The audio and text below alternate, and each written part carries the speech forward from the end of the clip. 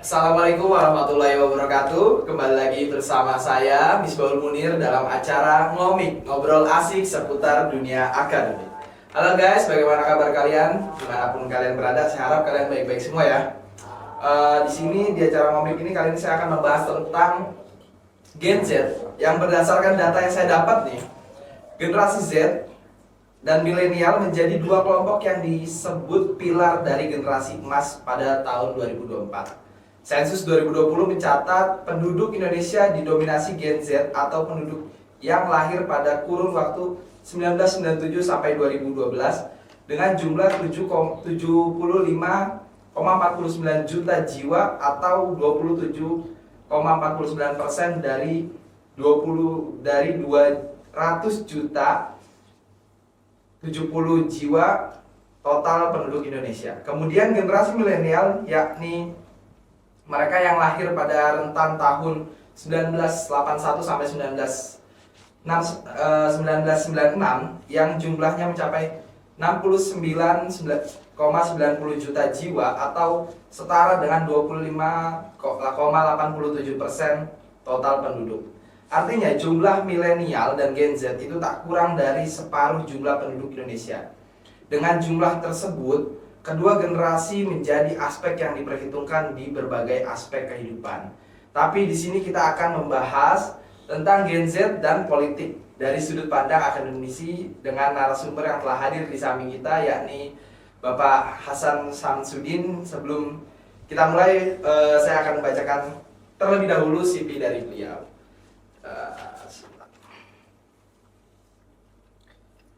Bapak Muhammad Hasan Samsudin sebagai dosen PPI ya Pak? Ya, betul. Dengan lulusan Ilmu Politik UI, beliau berfokus di analisis politik di Indonesia dan demokrasi. Oke, sebagai pertanyaan pertama Pak, bagaimana tanggapan jenengan tentang Gen Z terlebih dahulu? Kita tanya opening. Oke ya. Bicara soal Gen Z ini panjang kali lebar sebenarnya. Ya, Gen Z adalah satu generasi ya, anak muda ya. Kalau kita lihat misalnya yang lahir kira-kira tahun 1997 itu paling muda dan paling tua 2012 ya, kira-kira usianya 9 sampai 24 tahun ya. Nah, Gen Z menduduki jumlah yang cukup diperhitungkan ya dalam populasi penduduk di Indonesia dan menempati jumlah yang juga diperebutkan dalam politik di tahun 2024. Kira-kira itu opening saya. Kalau tanggapan Bapak nih Kak, kan kita melihat tadi ada, kalau jenengan sendiri kan termasuk bukan dari golongan Gen Z kan? Bukan. Saya milenial. Milenial. Ya. Bagaimana tanggapan Bapak di dunia akademisi tentang perbedaan Gen Z dan zaman Bapak kuliah waktu dulu?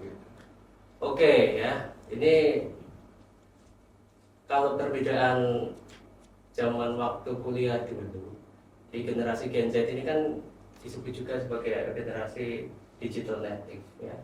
Dia lahir dari satu kondisi di mana teknologi digital dan internet memang sudah terbentuk, sudah mapan ya.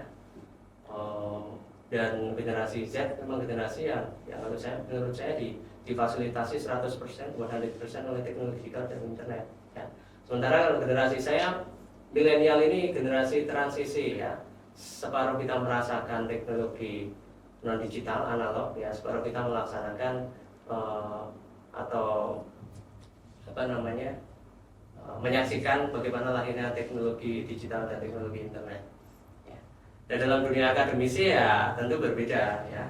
Kalau kita bicara generasi Z sebagai seorang akademia, katakanlah sebagai seorang mahasiswa begitu, ada yang berbeda ya, khususnya dari habit literasi ya, dalam soal kemampuan membaca ya. Nah, kalau saya ini kan lahir lama di era buku ya, mengakses informasi melalui buku ya. Mungkin generasi Z tidak pernah ya, kalaupun pernah mungkin tidak banyak yang kalau kita ingin mendapatkan gagasan tentang seseorang kita harus membaca berlembar-lembar buku. Saya tidak tahu generasi Z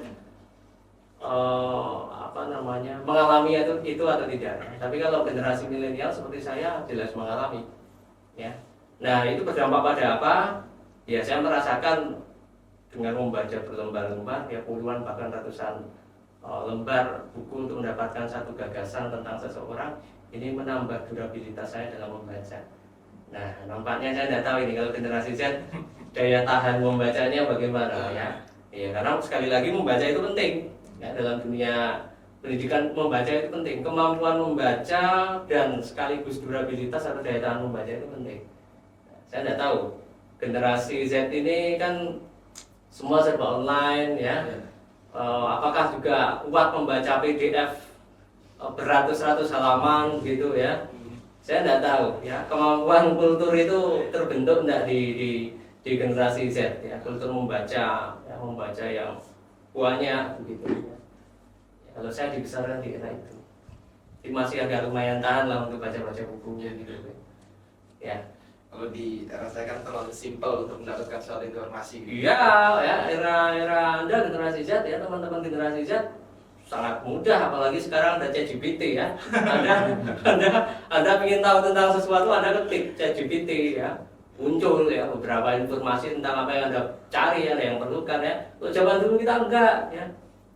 Mau cari teori, mau cari gagasan tentang sesuatu, ya seminimal-minimalnya baca jurnal. Minimal-minimalnya ya 15 sampai 18 halaman, ya. Ya kalau mau lebih tahu, kita menguasai tentang sesuatu, ya baca buku. Ya. Baca buku. Saya masih ingat S1 itu baca buku teori panjang kali lebar, ya. Hanya untuk mengerti gagasan seseorang, ya, tentang sesuatu. Nah, itu ya bedanya. Oke, Pak. Langsung kita belokkan ini ke arah politiknya. Ini yang seru di sini. Kalau menurut Bapak, pengaruh Gen Z terhadap politik dan pemilu 2024? Ya pengaruhnya cukup signifikan karena jumlahnya juga cukup banyak. Tadi kan sudah disebutkan oleh Misbah, ya, tentang berapa jumlah populasi yang milenial termasuk Gen Z, ya. Gen Z jumlahnya cukup signifikan sehingga mereka menjadi market sendiri bagi para politisi, ya. Politisi yang bersaing di tahun 2024, ya. Nah, cuman permasalahannya Gen Z ini apakah hanya sekelompok generasi atau sekelompok orang yang mudah dimobilisasi tanpa berpikir tentang saya dapatnya apa besok kalau misalnya saya memilih salah satu atau dua calon presiden, ya. Nah, jadi itu, ya. Jadi mereka adalah kelompok yang cukup banyak, ya. Cuman banyaknya mereka ini apakah sejalan dengan kesadaran kritis di kalangan mereka sendiri tentang politik? Nah, kita harus tanyakan itu, ya. Tapi kalau problematika Gen Z itu terhadap politik di Indonesia itu apa, Pak? Karena mereka kan punya pengaruh yang besar, kan. Nah, itu problematikanya apa? Problematikanya Gen Z terhadap politik di Indonesia, ya.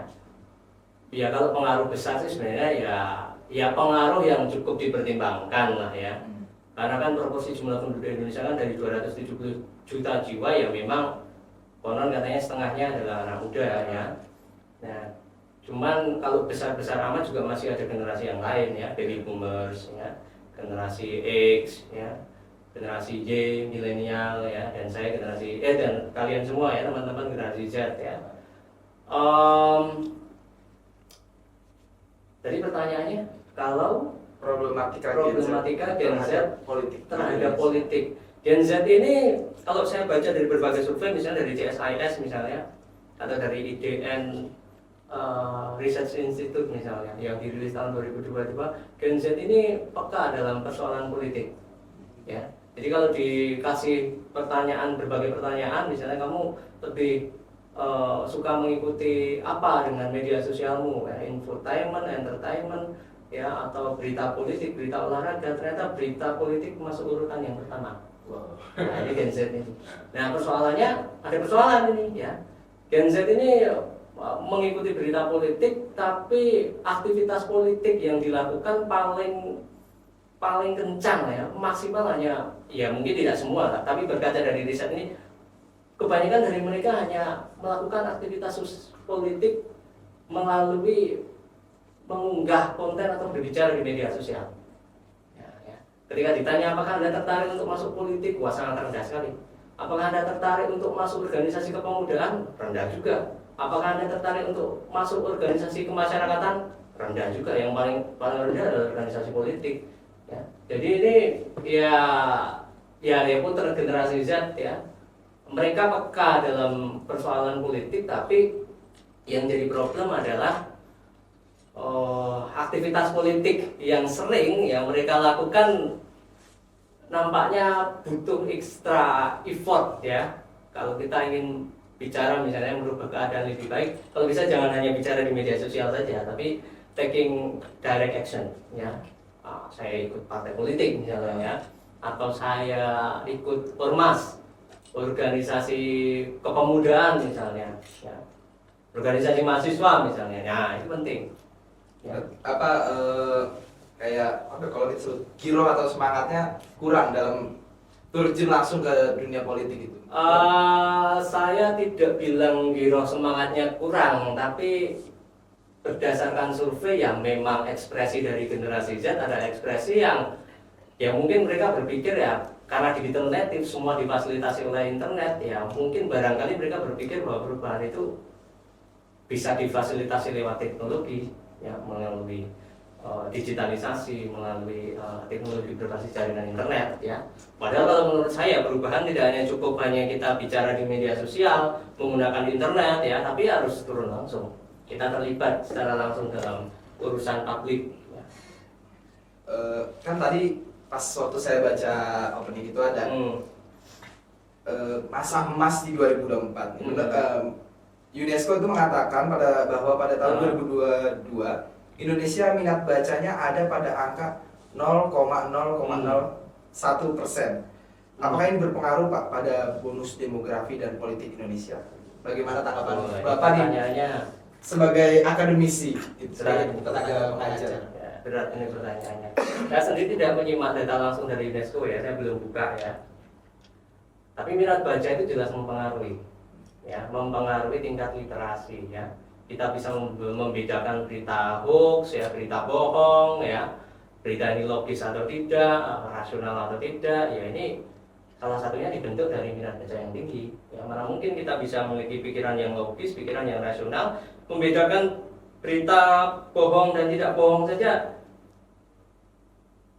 harus dilalui dari kebiasaan membaca. Ya paling tidak itu. Ya coba Anda lihat negara-negara yang besar kan adalah negara-negara yang melek hurufnya, ya, literasinya ya, tinggi. Ya. Dia memiliki kemampuan membaca dengan kritis, ya, critical thinkingnya jalan. Nah, itu dampak membaca ya, terhadap kemajuan suatu bangsa. Ya. Tadi dihubungkan dengan apa? Bonus demografi. Bonus demografi ya. Ya, Anda bayangkan kalau misalnya anak muda kita tidak pernah membaca, ya.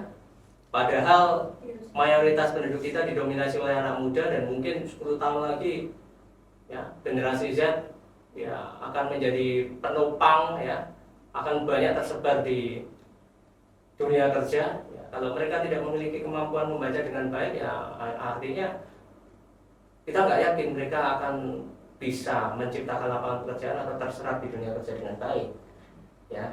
Artinya bonus demografi kalau nggak disiapkan dari segi kemampuan ya dari anak mudanya dan penciptaan lapangan kerja yang luas ini bisa jadi malapetaka demografi. Iya, ya banyak anak muda tapi nganggur di mana? Iya sih. Iya kan? Banyak muda ya, literasinya rendah, pendidikannya enggak dibekali dengan kompetensi atau skill. Yang kita harapkan nanti anak muda bisa menjadi tenaga yang produktif, nyatanya tidak menjadi produktif. Ini menjadi malapetaka demografi, ya. Jadi persoalan yang serius, ya. Orang tua mereka sudah tidak bekerja, ya, generasi baby boomers, ya, orang-orang yang lahir tahun 1945 pasca Perang Dunia Kedua, orang-orang tua kita lah, ya. Mereka sudah retire, sudah pensiun, ya. Harusnya anak muda ini bisa bekerja, menumpang keluarga. Mereka malah menjadi beban ganda bagi keluarga karena mereka juga nggak kerja. Karena apa? Ya literasinya rendah. Ya, di satu sisi lapangan pekerjaan juga minim, misalnya, ini bahaya. Malah petaka Saudara Babi, jelas. Kalau Bapak sendiri kan Hmm. 0,01% itu kan berarti adanya ya sekitar lingkungan kita. Nah, Bapak nih sebagai akademisi, gimana Pak cara bangun minat baca Bapak sebagai akademisi yang untuk mahasiswa-mahasiswa Bapak, atau ada strategi khusus atau enggak?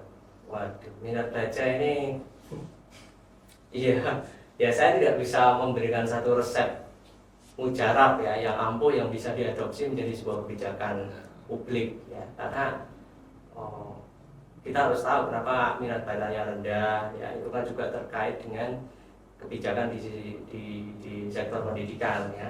Tapi paling tidak yang bisa saya lakukan pada teman-teman ya, sudah seharusnya ya, yang namanya mahasiswa apapun itu, ada generasi Z, generasi milenial ya sudah seharusnya Anda dekat dengan bacaan ya, dekat dengan bacaan ya. Jadi mahasiswa kalau tidak membaca terus bagaimana ya? Karena salah satu sarana yang bisa digunakan untuk bicara panjang kali lebar ya, untuk mengakses informasi dari zaman dulu ya hingga zaman ini ya lewat tulisan ya, lewat bacaan ya. Nah, oleh karena itu ya menurut saya membaca masih relevan sampai hari ini, masih relevan. Belum ada penggantinya gitu, walaupun ada konten TikTok yang Ya, durasi 3 walaupun menit ada kita. konten TikTok, walaupun ada YouTube ya, menunjang ya.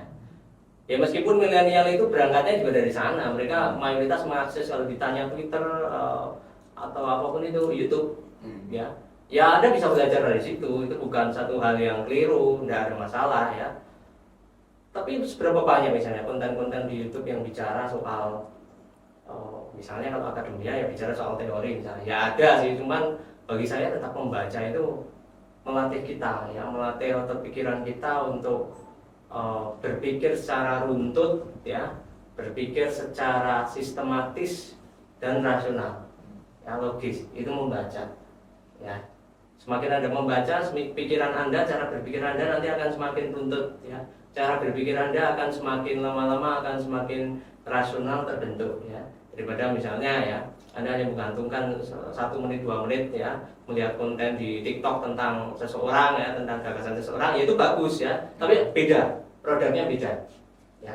Karena berpikir rasional, berpikir logis ya, runtut ini butuh latihan ya, salah satunya adalah membaca, kalau tidak berdiskusi atau menulis. Nah, tiga itu, diskusi, baca, diskusi, menulis. Anda merdeka, nanti pikirannya Anda berbuah nanti. Diskusikan apa yang dibaca, terus ditulis apa yang didiskusikan. Ya betul. Oke Pak, ini bagaimana tanggapan Bapak tentang kampanye yang mengatakan bahwa sudah saatnya anak muda turun langsung? Ini kan banyak kampanye-kampanye yang ini anak muda, harusnya Gen Z yang atau harusnya milenial yang memimpin gitu, udah saatnya gitu. Oke ya, ini ya, memang akhir-akhir ini banyak ya kampanye-kampanye yang mengkampanyekan ya, atau yang mengkampanyekan ya tentang posisi dan peranan anak muda ya. Cuman anak muda ya, khususnya generasi Z yang sekarang menjadi pasar ya, market politik yang diperebutkan oleh banyak kandidat, Anda juga harus berpikir secara kritis ya.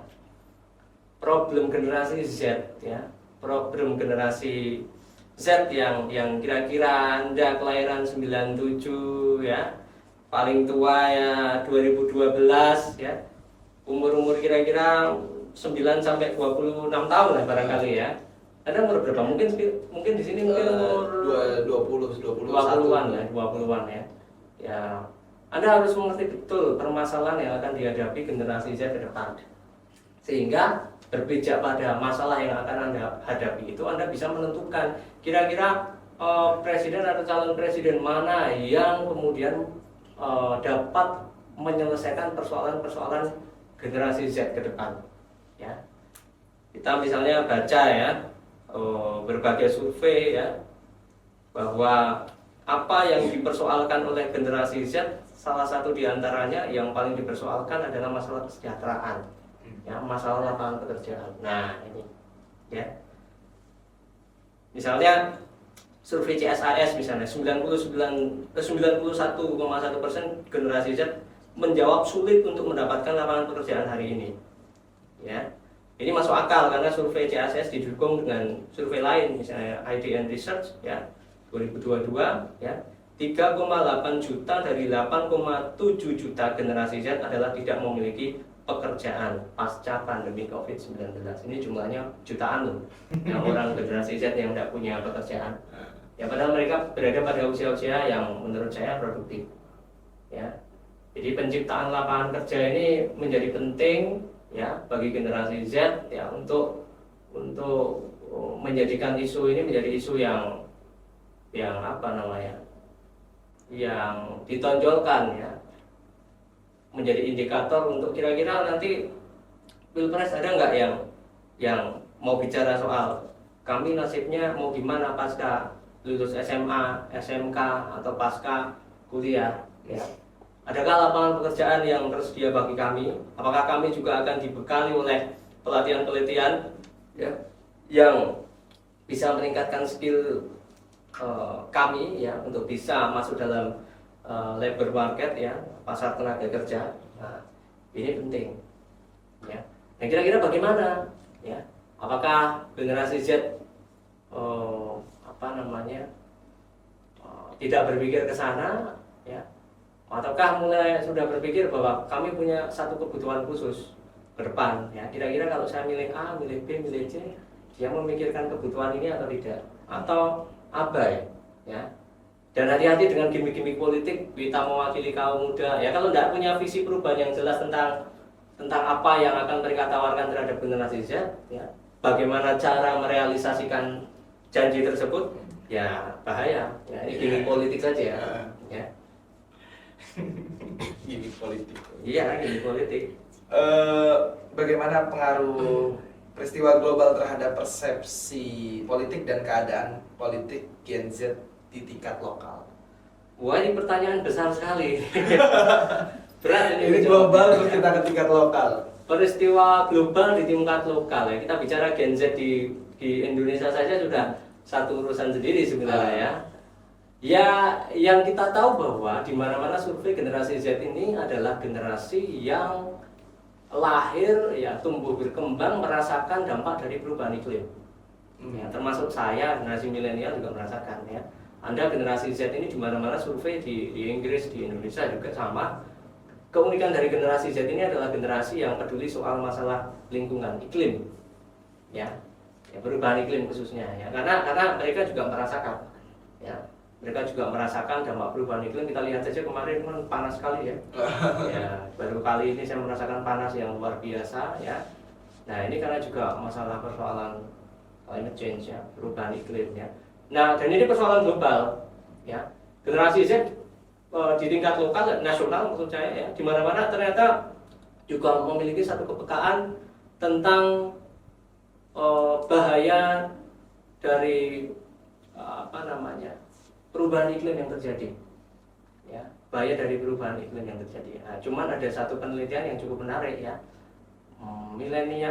Generasi Z ini memang punya satu kesadaran tentang perubahan iklim, tapi ketika di riset lebih dalam, mereka masih enggan untuk melakukan sesuatu agar perubahan iklim ini tidak memiliki dampak, ya, yang luas kepada mereka ke depan. Ya, artinya kalau saya ngomong, kita ngomongin perubahan iklim, ya, tapi kita masih buang sampah sembarangan, kira-kira. Ya, kita masih buang sampah sembarangan, kita masih memproduksi plastik dalam jumlah banyak. Ini milenial kita, ya. Ini generasi Z kita. Ya, saya selalu bilang milenial lagi, ya.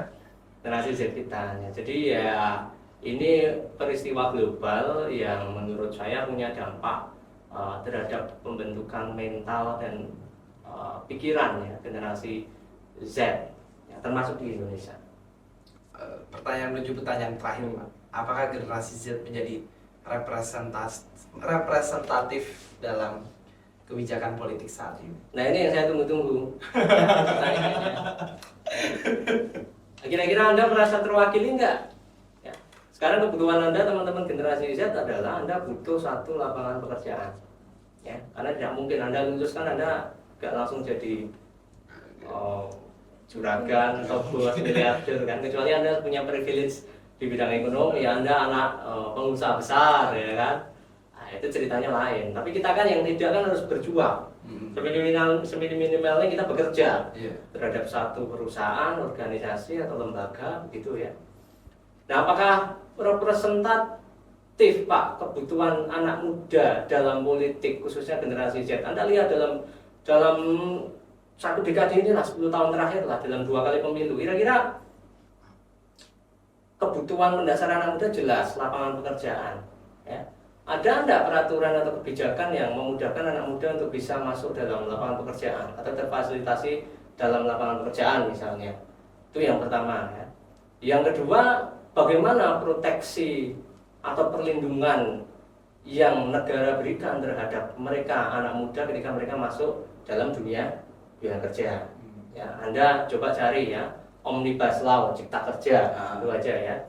Coba yang terbaru Anda lihat ya, banyak orang mempersoalkan tentang PKWT ya, perjanjian kerja waktu tertentu ya. Di dalam Omnibus Law itu ya, Cipta Kerja ya, yang terbaru kalau saya tidak salah ya, PKWT itu sekarang misalnya Anda masuk dalam sebuah perusahaan, Anda dikontrak sebelum menjadi pegawai tetap ya, Anda dikontrak maksimal 3 tahun misalnya ya. Yang dulu undang-undang tenaga kerja yang dulu itu maksimal kalau tidak salah 3 tahun ya, dan dengan perpanjangan 1 kali kontrak lagi kalau tidak salah ya. Artinya untuk menjadi pegawai tetap itu Anda 3 tahun jadi non tetap dulu. Kalau mau memperpanjang 1 kali kontrak lagi berarti 3 tahun lagi. 6 tahun. Nah, ya. 6 tahun aja sudah cukup lama kan? Itu jadi tetap. Nah, sekarang di undang-undang Cipta Kerja yang baru ini nggak jelas. Ya, itu tidak diatur secara rigid. Ya kalau perusahaan berbaik hati. Kalau tidak, Anda mau dikontrak seumur hidup. Ya, tidak diangkat-angkat sebagai pegawai tetap. Ya. Ini kebutuhan anak muda loh. Ya. Anda besok masuk langsung dalam dunia industri ya, pasar tenaga kerja, Anda akan butuh itu kepastian di bidang tenaga kerjaan. Ya. Ya kecuali saya bilang tadi kalau Anda punya modal, ya, makanya Anda cari calon presiden yang kalau generasi Z ya yang bicara soal itu, Pak, bagaimana Pak nanti nasib kami Pak kalau kami turun di dunia kerja? Ya. Misalnya tentang PKWT misalnya, perjanjian kerja waktu tertentu. Apakah kita ya bakal dikontrak seumur hidup, Pak? Ya. Kita nggak diangkat sebagai pegawai tetap, Pak. Ya. Padahal pegawai tetap dan kontrak kan beda. Hak-haknya beda. Ya. Ya ini yang menurut saya agak krusial ya bagi anak-anak generasi Z. Ya, itu menurut saya kebutuhan yang mendasar karena melalui kerja kita bisa hidup ya. Tanpa kerja ada nggak mungkin ya. Ya tadi ya hanya menjadi malapetaka ekonomi, malapetaka demografi ya. Ya mungkin Anda tetap kerja tapi dengan gaji misalnya nih ya maksimal banget UMR atau di bawah UMR misalnya. Atau mungkin dengan perjanjian kerja waktu tertentu, mohon maaf, mungkin Anda tidak dapat proteksi jaminan di bidang kesehatan misalnya. Ya kan Anda rapuh, Anda bekerja tapi rapuh ya. Anda di abuse ya. Abuse itu jam kerjanya nggak aturan lah, nggak sesuai dengan aturan ketenaga kerjaan. Nah, ini yang berbahaya, ini harus diobrolkan generasi Z terhadap calon presiden dan calon wakil presiden di 2024 karena itu real kebutuhan Anda, konkret ya. Anda lulus nggak mau karena Anda nganggur ya kan? Anda pengen langsung kerja. Nah, aturan pekerjaannya bagaimana? Ya kalau Anda tidak ada aturan pekerjaan yang jelas, ya ini agak berbahaya bagi saya. Ya. Ini yang harus agenda itu sebenarnya yang generasi Z harus dorong. Ya selain masalah hak asasi manusia, selain masalah perubahan iklim, selain masalah demokrasi, ya. Tapi coba deh cari calon presiden atau calon wakil presiden yang konkret mau bicara soal kita anak muda itu habis Anda terpilih ya, kita mau kayak dimanain? Kita butuh kerja, bagaimana dunia kerja menjamin kita, yang memproteksi kita ya. Jangan, mohon maaf ya, jawabannya ya Anda jangan jadi pekerja aja, jadi pengusaha saja ya. Ya kalau bapak kita orang kaya ya. Ya kalau kita orang biasa saja ya mau nggak mau kerja ya. Itulah ya. Ya kan? Pilihannya di situ. Iya. Kalau kita nggak mau kritis ke hal-hal yang semacam itu ya kita bakal tetap jadi bagian dari jutaan 2,7 juta pengangguran Iya. dari Gen Z. Ya, Anda hanya akan menjadi problem saja bagi Indonesia ya kan. Udah nganggur, orang tuanya mohon maaf udah sepuh ya, tua, Anda tambah nganggur, double. Dulu orang tua bekerja, Anda belum bekerja. Oke, sekarang orang tua nggak kerja karena sudah tua ya. Anda pun masuk usia produktif nggak bisa terserap dalam pasar kerja. Ya double burden ya, beban ganda ini kalau dalam jangka waktu lama tidak diatasi ya memicu masalah-masalah sosial baru ya, ya kriminalitas lah semacam-macam. Ya. Iya, angka pengangguran berpengaruh ke dunia kriminalitas tadi. Iya pasti, ya bahaya. Berpotensi ke sana. Terakhir, pesan untuk Gen Z tentang pemilu 2024. Ya. Pesan dari Gen Z ya untuk pemilu 2024. Yang pertama adalah kenali kebutuhan Gen Z itu sendiri. Apa kebutuhanmu? Ya. Apa kebutuhanmu ya, dan jadikan ya kebutuhan itu sebagai tolak ukur untuk memilih menentukan calon presiden dan calon wakil presiden ya. Jangan mudah tergiur dengan istilah muda-muda karena memang anak muda sekarang menjadi pasar ya, namanya orang berebut pasar ya. Gimana caranya semua dijual ya. Semua dijual ya. Tapi benar-benar calon presiden atau calon wakil presiden yang ngerti tentang kebutuhan generasi Z dan mereka punya tawaran-tawaran sekaligus bagaimana cara untuk merealisasikan tawaran itu mereka punya ya. Kalau ada calon presiden dan calon wakil presiden nggak punya, bahkan nggak ngerti problem generasi Z ya, hanya menang muda aja misalnya, nah ini repot ya. Makanya Anda harus kritis. Pilihan ada di tangan teman-teman generasi Z ya, di tangan kita semua ya. Kita nggak bisa memaksa ya, tapi paling tidak Anda sebagai generasi Z yang terdidik ya kan, rata-rata kelas menengah barangkali ya, ya Anda harus mulai menyuarakan hal ini ya, agar ke depan kepentingan Anda sendiri, kebutuhan Anda sendiri ini bisa dipenuhi ya oleh calon presiden, calon wakil presiden yang akan bertanding di Pilpres 2024. Baik, oke. Oke teman-teman, ini obrolan yang cukup membahayakan. Membahayakan ya. Oke, kita sebelum saya akhiri saya ambil kesimpulan bahwa kalau jika kita semua generasi milenial ingin bonus demografi ada di tangan kita, maka persiapkanlah kita untuk menjemput bonus demografi itu. Jangan sampai bonus demografi itu menjadi malapetaka demografi. Oke. Sekian saya dari Misbah, saya dari Komik. Sekian saya Misbah dari Komik dan Pak Hasan Samsudin. Kalau misalnya saya ngomik, kita gini ya Pak. Ngobrol asik akademik. Komik, ngobrol asik akademik. Oke, thank you. Selamat tinggal, sampai jumpa, goodbye.